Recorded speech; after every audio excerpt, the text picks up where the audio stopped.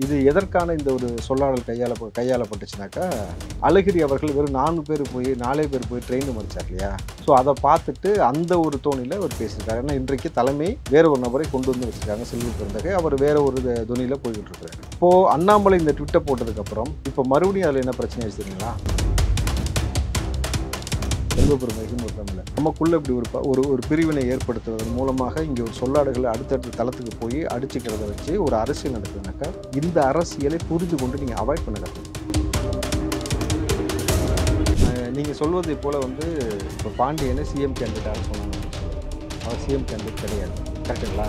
இப்போ இந்த இடத்துல அவர் சிஎம் கேண்டிடேட் கிடையாது, சிஎம் யாரும் அனௌன்ஸ் பண்ணவே இல்லைன்னு பொழுது இந்த ஒரு இனவெறி தாக்குதலுக்குரிய பேச்சை நீங்கள் ஏற்படுத்திட்டு தமிழ்நாடு வந்தால் நீங்கள் என்ன பேசுறீங்க? தமிழ் தான் எனக்கு உயிர் தொன்மையான மொழி. ராகுல் காந்தியோட தந்தை ராஜீவ்காந்தி அந்த மரணம் நடந்த அந்த ஆண்டு சென்னைக்கு வந்துட்டு பூந்தமல்லி போகும்பொழுது ஒவ்வொரு கூட்டங்களாக கலந்துக்கிறாரு. அப்போ பூந்தமல்லி கலந்து கொண்ட ஒரு கூட்டத்தில் அதிமுகவை சேர்ந்த ஒரு நபர் ராஜீவ்காந்தி மீது மிகப்பெரிய பற்று கொண்டு அவரை பார்க்க வரும்பொழுது எம்ஜிஆர் அவருடைய புகைப்படத்தை கொடுக்குறாரு. அந்த புகைப்படத்தை வாங்கி காவலரை கொடுத்து பத்திரமா வைக்க சொன்னார் ராஜீவ்காந்தி.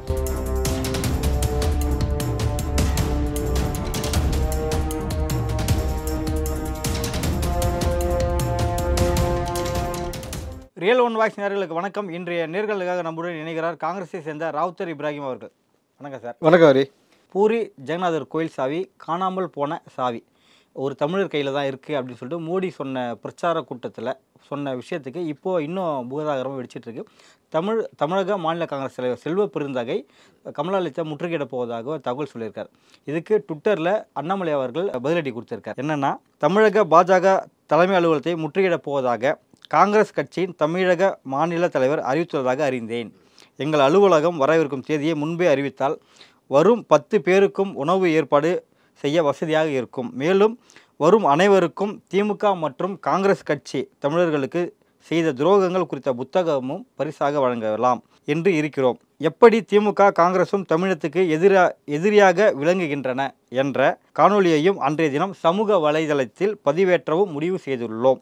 எனவே காங்கிரஸ் கட்சியின் தமிழக மாநில தலைவர் அவர்கள் எங்கள் மாநில தலைமை அலுவலகம் வரவிருக்கும் தேதியை மட்டும் முன்கூட்டியே தெரியப்படுத்த வேண்டும் என்று கேட்டுக்கொள்கிறேன் அப்படின்னு சொல்லிட்டு பதிலடி கொடுத்துருக்காரு. இது எப்படி பார்க்குறீங்க? இது ஒரு இனவெறி தாக்குதல் அப்படின்னு சொல்லுவாங்க இல்லையா? சொல் மூலமாக ஒரு இனவெறி தாக்குதல், செயல் மூலமாக ஒரு இனவெறி தாக்குதல் 2 வகை இருக்குது. இப்போது சொல் மூலமாக அமித்ஷா தான் இதை முதல்ல ஆரம்பித்து வச்சார் அப்படின்றது இந்தியா முழுக்க எல்லா ஊடகங்களும் பேசக்கூடியது. ஒரு தமிழன் தான் ஒரு தமிழன் ஒடிசாவே ஆளக்கூடாது அப்படின்ற மாதிரி அவர் சொன்னார் அப்படின்ற விஷயம். அடுத்து மோடி 10 ஆண்டு காலமாக அந்த கோயிலுடைய சாவி காணாமல் போய்விட்டது, அது ஒரு தமிழர் கையில் இருக்குன்ற மாதிரி அவர் பேசின விஷயம். அது இப்போது ஒரு இனவெறியை தூண்டக்கூடிய பேச்சாக இருக்குன்னு சொல்லி தேர்தல் ஆணையம் வரைக்கும் இதை கொண்டு போயிருக்காங்க. இந்த விஷயத்தை இந்த மாதிரிலாம் பேசியிருக்க கூடாது. ஏன்னா தேசிய அரசியல் இருந்து கொண்டு பிஜேபி ஒரு தேசிய கட்சியாக இருக்கும் பொழுது ஒரு மாநில கட்சி கூட இந்த மாதிரி பேசாது. அப்படி இருக்கும்போது இவர்கள் தேசியவாதிகள் இப்படி ஒரு இனத்தை வைத்து ஒரு பாகுபாடை ஏற்படுத்தக்கூடிய வேலையை செய்கிறார்கள் அப்படின்ற மாதிரி. அப்போ இதற்கு காங்கிரஸ் கட்சி தலைவர் என்ன சொல்லியிருக்காருனாக்கா, மோடியும் அமித்ஷாவும் மன்னிப்பு கேட்கணும். அப்படி இல்லை என்றால் இங்கே இருக்கக்கூடிய பிஜேபி அலுவலகத்தை, கமலாலயத்தை நாங்கள் முற்றுகையிடுவோம். அதற்கு தான் அண்ணாமலை சொன்ன அந்த பதிலை நீங்கள் பார்த்தீங்க. அண்ணாமலை சொல்கிறது ஒரு நக்கல் துணியிலேயே கரெக்டாக போட்டிருக்காரு இல்லையா? 10 பேர் தான் வருவாங்க அப்படின்ற மாதிரியான ஒரு விஷயத்தை கோட் பண்ணி தான் அவர் சொல்லியிருக்காரு. ஒரு ஷேரட்டோலே அடைக்கலாம் அப்படின்ட்டு. எப்படி ஒரு ஷேரட்டோ அளவு தான் ஒரு கும்பல் வரும்? இல்லை, இதற்கு 2 விதமான காரணங்கள் இருக்குது. முதல்ல 10 பேர் தான் நீங்கள் வருவீங்க, யார் வரீங்கன்னு சொன்னீங்கன்னாக்கா அந்த 10 பேருக்கான நான் சாப்பாடு ரெடி பண்ணி வச்சுருவேன் அப்படின்னு சொல்லியிருக்காரு. இது எதற்கான இந்த ஒரு சொல்லாடல் கையாளப்பட்டுச்சுனாக்கா, அழகிரி அவர்கள் வெறும் 4 பேர் போய் ட்ரெயின் மறிச்சார் இல்லையா? ஸோ அதை பார்த்துட்டு அந்த ஒரு தோணியில் அவர் பேசியிருக்காரு. ஏன்னா இன்றைக்கு தலைமை வேற ஒரு நபரை கொண்டு வந்து வச்சுருக்காங்க, செல்வ பெருந்தகை. அவர் வேற ஒரு துணியில் போய்கிட்டு இருக்கிறாரு. அப்போது அண்ணாமலை இந்த ட்விட்டை போட்டதுக்கப்புறம் இப்போ மறுபடியும் அதில் என்ன பிரச்சனை ஆயிடுச்சு தெரியுங்களா? இதற்கு பதில் சொல்கிற வகையில் EVK இளங்கோவன் தற்போது ஒரு பதில் கொடுத்துருக்கிறாரு. சரி, நாங்கள் 2 நாளைக்கு முன்னாடி சொல்லிடுறோம், மாட்டுக்கறியிலேருந்து அசைவ உணவெல்லாம் சமைச்சு வச்சு பரிமாறு, கமலாலயத்துக்கு நாங்கள் சாப்பிட்றோன்னு சொல்லிட்டார். ஸோ இதில் நீங்கள் ரொம்ப தெளிவாக ஒரு விஷயம் நீங்கள் புரிஞ்சுக்கணும். அது காங்கிரஸும் சரி, பிஜேபியும் சரி, நமக்குள்ள ஒரு பிரிவினை ஏற்படுத்தக்கூடிய செயலை யார் செஞ்சாலும் முதல்ல அதை கண்டறிஞ்சு முதல்ல ஒரு ஒத்துமையான ஒரு விஷயத்தை கையாளணும். ஒரு தமிழர்களாக கட்சின்றது 2வது பட்சம். எதுக்காக நான் சொல்கிறேன்னா, இதை எதோடு ஒப்பிட்டு நீங்கள் பார்க்கணுனாக்கா, ஒவ்வொரு ஸ்டேட்காரன் ஒவ்வொரு ஸ்டேட்டுக்கு சப்போர்ட் பண்ணுவான். கரெக்டுங்களா? ஸோ இவங்க என்ன பண்ணாங்கன்னா, ஐபிஎல் எடுத்துங்க, ஒரு சின்ன உதாரணம். ஐபிஎல் கிரிக்கெட் இருக்குல்ல சார், நீங்கள் சென்னை சூப்பர் கிங்ஸ் பேர் மட்டும் கவனிங்க. சென்னை சூப்பர் கிங்ஸு, இந்த பக்கம் பஞ்சாப், டெல்லி, ராஜஸ்தான், இப்படி வச்சாங்களா பேர். அப்போது தன்னிச்சையாக அந்த மக்கள் வந்து அது வரைக்கும் இப்படி இல்லாத ஒரு ஆதரவு, தன்னுடைய ஊர் தன் மண்ணுடைய அந்த உணர்வை டச் பண்ணி இந்த பேர் வைக்கும் பொழுது தன்னிச்சையாக எல்லா மக்களும் சப்போர்ட் பண்ணுறாங்கல்ல. என் ஊர் சென்னை தான் ஜெயிக்கணும், ராஜஸ்தான் தான் ஜெயிக்கணும், கொல்கத்தா தான் ஜெயிக்கணும். இது இவர்கள் ஜெயிப்பதன் மூலமாக இந்த மக்களுக்கு, ஆடியன்ஸுக்கு ₹1 பிரயோஜனம் இருக்கா சொல்லுங்கள்? கிடையாது. ஐபிஎல் மூலமாக முதலாளிகள் சம்பாதிப்பார்களே தவிர பார்க்கக்கூடிய ஆடியன்ஸ்க்கு யாருக்கும் சப்போர்ட் கிடையாது. நீங்கள் அடிச்சுக்கிறது, இந்த ஆர்சிபியும் சென்னை இப்போ தோற்ற பொழுது நடந்த அந்த விஷயத்தெல்லாம் நீங்கள் பார்க்கும் பொழுது, ஸோ இதை வந்து அரசியல் செய்து இதை வந்து பணம் பண்ணுவது கிரிக்கெட் எப்படி செய்கிறதோ அதுபோல் ஒரு இன உணர்வை தூண்டுவது. அதன் மூலமாக இங்கே தமிழர்கள் ரெண்டு பேருமே நீங்கள் பார்த்தீங்கன்னா, அண்ணாமலையும் ஒரு தமிழன், செல்வ பெருந்தகையும் ஒரு தமிழர். நமக்குள்ளே இப்படி ஒரு பிரிவினை ஏற்படுத்துவதன் மூலமாக இங்கே ஒரு சொல்லாடுகளை அடுத்தடுத்த தளத்துக்கு போய் அடிச்சுக்கிறத வச்சு ஒரு அரசியல் நடக்குதுனாக்கா, இந்த அரசியலை புரிந்து கொண்டு நீங்கள் அவாய்ட் பண்ண கற்றுக்கணும். இது மூலமாக ஒரு கலவரம் வருது, இல்லை இது ஒரு மூலமாக வந்து வேறு மாதிரியான ஒரு பரிணாம வளர்ச்சி அடையுதுனாக்கா, அதை வந்து 2 மாநில கட்சி தலைவர்களும் அதை ஹேண்டில் பண்ணுற விதம் எப்படி இருக்குன்னா, சென்சிபிளாக போகாமல் அதை வந்து நீங்கள் ஒரு தடுத்துட்டு வேறு விதமான ஒரு பாலிடிக்ஸ் கையாளணும். இது எப்படி போயிடுச்சுன்னா பார்த்தீங்களா, இப்போ வார்த்தை போர் வேறு மாதிரி போகுது. இதில் கூடவே இன்னொரு தகவலும் பார்த்தேன், கூடுதலாக வருத்தமாக வருது. அண்ணாமலை வந்து நீங்கள் வந்து பதிவில் பார்த்தோம், நீங்கள் வந்து சோறு போடுறேன்னு சொல்கிறீங்க காங்கிரஸ்காரங்களுக்கு 10 பேர் வாங்கன்ட்டு. எங்கள் எம்எல்ஏவே 18 எம்எல்ஏ, உங்களுக்கு வெறும் 4 பேர் தான். எங்களோட எண்ணிக்கை ஜாஸ்தி, உங்களோட எண்ணிக்கை கம்மி.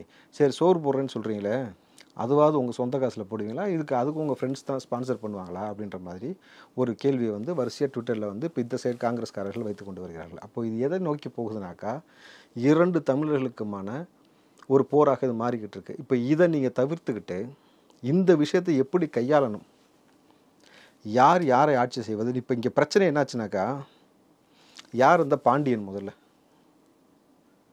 மதுரை மண்ணை சேர்ந்த நம்ம தமிழர், மதுரை மண்ணை சேர்ந்த ஒரு ஐஏஎஸ் அதிகாரி. அவர் வந்து அங்கே போய் ஒடிசாவில் போய் பணியாற்றுறாரு. அவருடைய பணி ரொம்ப சிறப்பாக இருக்குது. அதை பார்த்துட்டு தான் வந்து நீங்கள் பார்த்தீங்கன்னாக்கா, அந்த ஸ்டேட்டுடைய முதல்வர் வந்து தன் பக்கம் வந்து அரசியலுக்கு வர சொல்கிறார். அவர் என்ன முன்னெடுப்பு செஞ்சார்றது ஃபஸ்ட்டு கவனிச்சிங்கனாலே இந்த சண்டை உங்களுக்குள்ளே வராது, காங்கிரஸுக்கும் பிஜேபிக்கும். பாண்டியன் செஞ்ச முன்னெடுப்பு என்னன்னாக்கா, முதல் விஷயம், அங்கே இந்த இயற்கை பேரிடர் ஏற்பட்ட பொழுது மக்களுக்கு அந்த உதவி செய்யக்கூடிய விஷயத்தை கையாண்ட விதம் எக்ஸலண்ட்டாக கையாண்டு எல்லாத்துக்கும் எல்லாம் போய் சேர்ற மாதிரி பண்ணார்.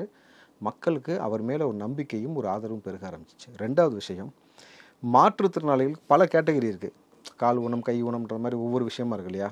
இது எல்லாத்தையும் ஒரே கேட்டகரியில் கொண்டு வந்து எல்லாருக்கும் அந்த உதவித்தொகை கிடைப்பதற்கும் அவர்களுக்கான வாழ்வாதாரத்தை உறுதி செஞ்சார். அடுத்து வந்து இந்த 100 நாள் வேலை திட்டம் மூலமாக 1,20,000 புதுசாக ஒரு பேங்க் அக்கௌண்ட் கிரியேட் பண்ணி அவங்களுக்கு அந்த பணம் வந்து பேங்க்கில் போய் சென்றடைகிற மாதிரி. அப்போ இந்த மாதிரி மக்கள் பணியில் தொடர்ச்சியாக அடுத்தடுத்து செய்யும் பொழுது மக்களுடைய பேராதரவு கிடச்சிது. ஒரு தமிழனுக்கு அந்த அளவுக்கு ஒரு பேராதரவு இன்னொரு ஸ்டேட்டில் கிடைக்குதுனாக்கா, மக்களுக்காக அவர் செஞ்ச பணி, அதை வச்சு தான் இன்றைக்கி மக்கள் வந்து அவரை தூக்கி கொண்டாடுறாங்க. ஆனால் நீங்கள் இங்கே என்ன ஒரு அரசியல் எடுக்கிறீங்க தெரியுதுல்ல, வார்த்தை போர். நாளைக்கு வந்து பிஜேபியும் காங்கிரஸ் அலுவலகத்துக்குள்ளே இவங்க அவங்கள முற்றுகிறாங்க, அவங்க இவங்களை முற்றுகிற போனாக்கா இது ஒரு சட்டம் ஒழுங்கு பிரச்சனையாக மாறாதா? யாருக்கு நெருக்கடி மறுபடியும் ஏற்படும்? பொதுமக்களுக்கு ஒரு அசௌகரியம் ஏற்படும். கரெக்டுங்களா? இப்போ இங்கே இருக்கக்கூடிய கட்சி நபர்களுக்குள்ளே ஒரு போர் மாறுது, ஒரு வார்த்தை போராக மாறுது. நாளைக்கு இதை வச்சே நாளைக்கு ஒரு 2 தெருவில், ஒரே தெருவில் காங்கிரஸ்காரனும் இருப்பான், பிஜேபிக்காரனும் இருப்பான். அவர்கள் ஒருவர் நட்பாக பழகியிருக்கலாம். இது வந்து அவர்களை ஒரு பகைமை ஏற்படுத்தும். இந்த விஷயத்தை தடுக்கணும். முதல்ல இந்த ஒரு கோட்பாடை புரிஞ்சுக்கிட்டு இது எப்படி கையாளணுமோ அப்படி கையாளுங்க. முதல்ல வந்து யார் சரி யார் தவறு அதை பார்த்துட்டு, தவறு ஒருத்தர் செஞ்சுருக்காருன்னா அது மேலோட்டமாக சுட்டி காட்டுங்க. இதை வந்து அடுத்தடுத்த தளத்துக்கு கொண்டு போவதற்கு எனக்கு உடன்பாடு கிடையாது. முதல்ல புரியுதுங்களா? இதை தாண்டி நீங்கள் வந்து இப்படி தான் இதை கையாளணும்னாக்கா, இது நாளைக்கு ஒரு பிரச்சனைக்குரிய விஷயமாக மாறும் பொழுது அதற்கான எதிர்வினையை நீங்கள் ஆற்றணும். அப்புறம் காவல்துறை அமைதியாக இருக்குமா? நீங்கள் யாராக வேணா இருங்க, சட்ட ஒழுங்கு பிரச்சனை வருது, பொதுமக்களுக்கு பிரச்சனை வருதுனாக்கா அடுத்து அவர்களுடைய நடவடிக்கைகள் வேறு மாதிரி போகும்பொழுது இது அடுத்தடுத்த ஒரு தேவையில்லாத ஒரு சர்ச்சைக்கு வித்துடும். அதனால் வந்து இதை வந்து நீங்கள் தவிர்த்துக்கிட்டு இதை எப்படி கொண்டு போக வேண்டும்னு 2 மாநில தலைவர்களுக்கும் நம்ம வேண்டுகோள் வைக்கிறோம். இந்த மாநிலத்தை அது உரிமையாளர், அதாவது தமிழ் இனத்தை தமிழர் தான் ஆள வேண்டும், இங்கே சீமான் சொல்வதை போல் அப்படிதான் மோடியும் அவர்களும் சொல்லியிருக்கிறார். அப்படிதான் நான் பார்க்குறேன். அது தப்பா? மோடி வந்து தமிழ்நாட்டை தமிழர் தான் ஆளணும் அப்படின்றது தான் அவர் சொல்லலை. அவர் சொல்லலை, இங்கே சீமான் சொல்லியிருக்காரு இல்லையா, தமிழர் தான் ஆள வேண்டும் அப்படின்னு சொல்கிறார் இல்லையா. அதே தான் அங்கே ஒடிசாவில் ஒடிசார்கள் ஆள வேண்டும் அப்படின்னு சொல்கிறாங்க, ஒடிசி. ஸோ அதில் என்ன தப்பு இருக்குது? நீங்கள் சொல்வதை போல் வந்து இப்போ பாண்டியனை சிஎம் கேண்டிடேட்டாக சொன்னாங்களான்னா சொல்லலை. அவர் சிஎம் கேண்டிடேட் கிடையாது. கரெக்டுங்களா? இப்போது இந்த இடத்துல அவர் சிஎம் கேண்டிடேட் கிடையாது, சிஎம் யாருன்னு அனௌன்ஸ் பண்ணவே இல்லைன்னும் பொழுது இந்த ஒரு இனவெறி தாக்குதலுக்குரிய பேச்சை நீங்கள் ஏற்படுத்திட்டு தமிழ்நாடு வந்தால் நீங்கள் என்ன பேசுகிறீங்க? தமிழ் தமிழ் தமிழ் தான் எனக்கு உயிர், தொன்மையான மொழி, இது இந்தியாவுடைய இந்த மொழி அந்த மொழின்றீங்க, பாரம்பரியம் பிடிக்குது, இங்கே வந்து வேஷ்டி சட்டை போடுறீங்க, இங்கே வந்து ஒரு நாடகம் ஆடிட்டு இதே தமிழரை உங்களுடைய வேற ஒரு மாநிலத்தில் போகும்பொழுது அந்த இடத்துல வந்து அவனை மட்டும் தனியாக ஒரு ஆளை காட்டுறீங்க இல்லையா? அப்போ இயல்பாக இன்னொரு கேள்வி எப்படி வந்துடும்னாக்கா, அப்போ தமிழ்நாட்டை தமிழை தான் ஆளணும்னாக்கா இங்கே இருக்கக்கூடிய பிஜேபி அலுவலகத்தில் கேசவ விநாயகம் யார்? ஒரு மலையாளி. அவருக்கு இங்கே என்ன வேலை அப்படின்ற ஒரு விஷயத்தை அவங்க முன்னெடுக்கிறாங்க. அடுத்து சீனிவாசன், ராமசீனிவாசன் யார்? எல்முருகன் யார்? இவங்கெல்லாம் தமிழை சார்ந்த நபர்கள் கிடையாது, தமிழ் பேசக்கூடிய தமிழர்கள் அல்ல. பூர்வீகம் இவங்களுடைய தமிழ் குடிகள் இல்லை. அண்ணாமலை இருக்காரு, தமிழிசை இருக்காங்க. இவங்களுக்கு இங்கே என்ன வேலைன்னு கேட்குறாங்கல்ல, இதுக்கு என்ன பதில் சொல்லுவீங்க? பிஜேபி தேசிய கட்சி சார், தேசிய கட்சியில் யார் வேணாலும் எப்படி வேணாலும் இருக்கலாமே. அப்போ காங்கிரஸ் எடுத்தோம்னா காங்கிரஸில் எவ்வளோ பேர் இருக்கலாமே? அது என்ன தேசிய கட்சி மாநில கட்சி நான் மட்டும்? அப்போ தமிழ், இப்போ நீங்கள் என்ன சொன்னீங்க, தமிழ்நாட்டை தமிழ் ஆளணும்னா அந்தந்த மாநிலத்தை அந்தந்த ஆள் ஆளணும்னா இந்த மாநிலத்தில் இவர்களுக்கு என்ன வேலைன்னு கேட்கும்பொழுது இதற்கு மட்டும் இப்போ மட்டும் தேசிய கட்சின்னு எப்படி உள்ள வரீங்க? அப்போ தமிழ் என்ன இலக்காரனா அப்படின்னு இன்னொரு கோட்பாடு வருதுல்ல. அப்போ இந்த இடத்துல என்ன வளருது? பிரச்சனை வளருது. உங்களுக்கு விஷயம் புரியுதா? இப்போ இந்திய நாட்டில் யார் வேணாலும் எங்கே வேணாலும் போனானாக்கா அப்படின்னு பார்த்தாக்கா அந்தந்த ஸ்டேட்டில் மட்டும் தான் அந்தந்த நபர் போட்டிடுறாங்களா சார் எலெக்ஷனில்? சொல்லுங்கள் சார், முதல்ல சொல்லுங்கள் பார்ப்போம். குஜராத்தில் மட்டும் தான் மோடி போட்டிடுவாரா? வேறு எங்கேயுமே போட்டியிடக்கூடாது, இடாமல் இருப்பாரா? ராகுல் காந்தி? எல்லாருக்கும் தான் கேட்குறேன். அப்போது இப்படின்னு வரும்போது உங்களால் பதில் சொல்ல முடியல. இதைத்தான் சொல்கிறேன். நீங்கள் என்ன சொல்கிறீங்கனாக்கா இந்த இனக்கலவரத்தையோ இந்த மாதிரியான சொல்லாடலை தவிர்த்துக்கணுன்ற. நீங்கள் ஒரு பிரதமரோ ஒரு முதல்வரோ எல்லா மக்களுக்குமான தலைவராக தானே சார் இருக்கணும்.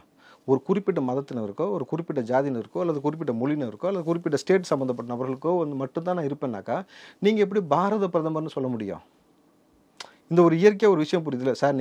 நான் எந்த கட்சிக்காரன்னு பார்க்காதீங்க, சொல்லக்கூடிய விஷயம் கரெக்டாக இருக்கா இல்லைன்னு பாருங்கள். எனக்கு எந்த இடத்துலையுமே இந்திய மண்ணுக்குள்ளே நம்ம அடிச்சுக்கிறதுல எனக்கு உடன்பாடு கிடையாது. நம்ம சண்டை செய்ய வேண்டிய இடம் இது கிடையாது. நம்ம ஒத்துமையாக இருந்து நம்ம இந்தியாவை மேம்படுத்த வல்லரசு ஆக்குவதற்கு என்ன செய்யணுமோ அந்த முன்னெடுப்பு எடுக்கணும். நம்மளே அடிச்சுக்கிட்டோம்னா ஊர் ரெண்டு பட்டா கூத்தடிக்க கொண்டாட்டோம்னு சொல்லி அப்புறம் ஏன் சைனாக்காரன் உள்ள வரமாட்டான்? ஏன் வரமாட்டான்? ஏன் நம்ம பார்டர் ஆக்கிரமிக்க மாட்டான்? இந்த மாதிரி விஷயங்கள்லாம் போகுதில்லை. இதை தவிர்த்துக்கிறது ரொம்ப நல்லது. இந்த நிகழ்வை இதோடு முடிச்சுக்கிட்டாக்கா ரொம்ப ஆரோக்கியமாக போகும். இல்லை இதை தாண்டி நீங்கள் அடுத்தடுத்து விதமாக கொண்டு போகும் பொழுது தேவையில்லாத அசம்பாவிதம் நடப்படும். நாளைக்கு வந்து அப்புறம் அரசாங்கம் நேரடியாக உள்ள தலையிட்டு அதுக்கப்புறம் காவல்துறை நேரடியாக உள்ள கட்டுப்பாட்டுக்கு எடுப்பாங்க. அல்லது வந்து நீங்கள் உங்களுடைய நோக்கம் அப்போ என்னவாக இருக்குன்னு அப்புறம் இவங்க கேள்வி எழுப்புவாங்க. அப்போ தமிழ்நாட்டில் ஒரு சட்டம் ஒழுங்கு பிரச்சனை வரணும்னு நினைக்கிறீங்களா? அதனால தான் இந்த விஷயத்தை கையாளுறீங்களா ஒரு விஷயம் போகும்பொழுது நாளைக்கு ஒரு சலசலப்பு வரும். நாளைக்கு பாருங்கள் அப்புறம் ஆர்என் ரவி உள்ள வருவார், புரியுதுங்களா? அதுக்கப்புறம் இந்த பக்கம் பார்த்தீங்கன்னாக்கா அதுக்கப்புறம் மற்ற ஸ்டேட்டில் நாங்கள் போலீஸை கொண்டு வருவோம், இராணுவத்தை கொண்டு வருவோம். அந்த அளவுக்குலாம் போக விடாமல் பார்க்கணுன்னாக்கா நம்ம பேசக்கூடியது யாருடைய வாழ்வாதாரத்தையாவது அவங்க நிம்மதியை கெடுக்கிற வகையில் இருக்குன்னா அதை தவிர்த்துக்கிறது நல்லது. இதை நான் எப்பயுமே ஆதரிக்க மாட்டேன் சார். இப்போ யுவிகேஎஸ் இளங்கோவன் சொன்னது சரின்னு பார்க்குறீங்களா? அதுதான் சொல்கிறேன். ஒரு விருப்ப அரசியல் இல்லையா? என்ன விருப்ப அரசியல்? நீங்கள் எனக்கு சாப்பாடு கொடுக்குறேன், என்ன சாப்பாடு வேணும் நீங்கள் வாங்க, சாப்பாடு போடுறேன் 10 பேருக்கு நீங்கள் சொல்கிறீங்க. அப்போ என்ன ஆகுன்னா நீங்கள் சாப்பாடு போகிற அளவுக்கு தான் காங்கிரஸ் இருக்கான்னு சொல்லி அவங்க ஒரு கேள்வி எழுப்புறாங்க. அப்போ நீங்கள் சரி அன்போடு நான் பரிமாறுறேன்றீங்க. சரி எனக்கு பிடிச்ச சாப்பாடு மாட்டுக்கறிலேருந்து நான் நான்வெஜ்லாம் சமைச்சவே நாங்கள் சாப்பிட வரோன்றாங்க. ஒரு நட்பு பாராட்டுறாங்க நினச்சிட்டு 2 பேர் விருந்து வச்சு சாப்பிட்டுப்பீங்களா? சொல்லுங்கள், எனக்கு பிரச்சனை இல்லை. அப்படி நீங்கள் ஒரு நட்போடு போய் கமலாலயத்தில் நீங்கள் விருந்து வச்சு அவங்க சாப்பிடுங்க, சத்தியமூர்த்தி போனுக்கு நீங்கள் வாங்க இவங்க விருந்து வச்சு சாப்பிட்டோம், இப்படி ஒரு இணக்கமான நட்பு ரீதியான ஒரு அரசியல் போட்டிங்கன்னா பிரச்சனையே இல்லை. ஏன்னா ராகுல் காந்தி ஒரு நல்ல தலைவர்னு சொல்லி செல்லூர்ராஜ் ஒரு பதிவு தான் போட்டார், பார்த்தீங்கல்ல? அது எந்த அளவுக்கு அவருக்கு ப்ரெஷராக போச்சுன்னா கட்சி மாற போகிறார், கூட்டணி மாறுது, நீக்கிட்டார். அதுதான் சொல்கிறேன், அவரையே நீக்கிற அளவு கொண்டு போய் விட்டானுங்க சார். நீங்கள் ரொம்ப எளிமையாக ஒரு விஷயம் புரிஞ்சுக்கிறோம். ராகுல் காந்தியோட தந்தை ராஜீவ்காந்தி அந்த மரணம் நடந்த அந்த ஆண்டு வந்து சென்னைக்கு வந்துட்டு பூந்தமல்லி போகும்பொழுது ஒவ்வொரு கூட்டங்களாக கலந்துக்கிறாரு. அப்போ பூந்தமல்லி கலந்து கொண்ட ஒரு கூட்டத்தில் அதிமுகவை சேர்ந்த ஒரு நபர் ராஜீவ்காந்தி மீது மிகப்பெரிய பற்று கொண்டு அவரை பார்க்க வந்து வரும்பொழுது எம்ஜிஆர் அவர்களுடைய புகைப்படத்தை கொடுக்குறாரு. அந்த புகைப்படத்தை வாங்கி காவலரை கொடுத்து பத்திரமா வைக்க சொன்னார் ராஜீவ்காந்தி. இது என்ன மாதிரி ஒரு நட்பான ஒரு அரசியல் பார்த்தீங்களா? நீங்கள் அப்படி அதுக்காக வந்து எம்ஜிஆருக்கும் ராஜீவ்காந்திக்கும் பயங்கர க்ளோஸ் ஆயிடுச்சுன்னு சொல்கிறது. அப்போ கலைஞர் கருணாநிதி வாஜ்பாய் புகழ்ந்தெல்லாம் பயங்கரமாக பேசியிருக்காரு. அப்போ இதெல்லாம் நீங்கள் ஒரு சர்ச்சையாக பார்க்கக்கூடாது. இப்போ இன்றைக்கும் நீங்கள் பாருங்கள், ரொம்ப சிம்பிளான உதாரணம் சொல்கிறேன். ஆளுநர் மாளிகையில் வந்து ஒரு நிகழ்வு நடந்தது.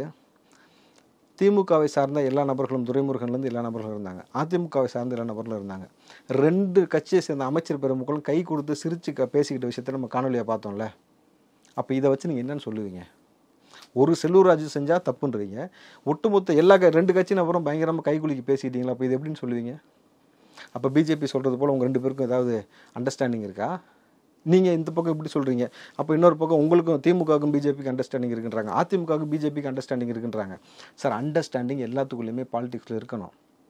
ஏன்னா நோக்கம் என்னமா இருக்குன்னா மக்களுக்கு நல்லது செய்கிறது, யார் அதிகமாக நல்லது செஞ்சு மக்கள் மனசில் இடம் பிடிச்சி ஆட்சியில் உட்கார போகிறோன்றது தான் இருக்கணுமே தவிர இப்படி ஒரு பிரிவினைவாதத்தை ஏற்படுத்துவது எப்பயுமே ஏற்புக்குரியது கிடையாது.